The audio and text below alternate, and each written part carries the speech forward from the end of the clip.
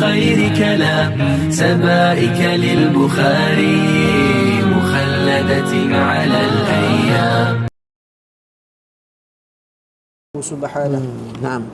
من طلب العلم يضاهي به العلماء أو ليجاري به السفهاء أو ليصرف به وجوه الناس إليه لم يرعى الجنة. حديث النبي صلى الله عليه wasallam. Hadis kan? Dia kata man talab al-ilm liyudahi bihi ulama, untuk tiru-tiru ulama.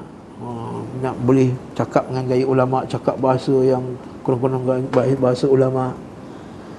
Atau liyujari bihi sufaha, atau liyumari bihi sufaha, untuk berdebat dengan orang bodoh. Atau liyusrifa bihi wujuhan nas ilaih, atau nak memalingkan wajah manusia kepadanya. Nabi kata lam yarah arfal jannah, dia takkan cium bau syurga pun tak. Kan? Jadi hati-hati talabatul ilm sekalian. Penyakit penuntut ilmu zaman sekarang ialah penyakit masyhur, kemasyhuran. Atau buat TikTok, orang buat apa semua kan. Jadi jadilah penuntut ilmu ni ibadah. Dan ibadah sebagaimana kita rahsiakan maksiat yang kita lakukan daripada manusia, maka rahsiakanlah ibadah yang kita kenal sebahagian daripada ikhwah-ikhwah kita zaman-zaman dulu lah, yang sangat rajin datang daurah masyayikh. Sampai kita tak nampak langsung orang Melayu, nampak dia seorang je dalam majlis tu. Selama bulan-bulan dengan dia, tapi tak pernah bunyi sikit pun.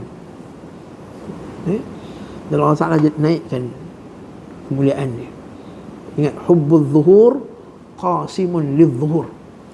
Hubbul zuhur qasimun lidh-zuhur. Maksudnya apa? Hubbul zuhur, suka nak menzahirkan. Qasim, qaf alif sad mim, qasama yaqsimu, kan, dia patahkan. Qasim lidh-zuhur. Zuhur ni belakang kita ni. Maksudnya orang yang nak masyhur, dia akan mematahkan tulang belakang dia. Tulang belakang tu apa? Tulang belakang dia untuk dia cari ilmu. Sebab itulah ihris ala ma yanfa'u. Sungguh-sungguh untuk tidak menunjukkan yang kita ni tuntut mengaji tinggi. Naam. حديث جوامع الكلم مذاق الشهد عند فمي سنفهمها ونحفظها.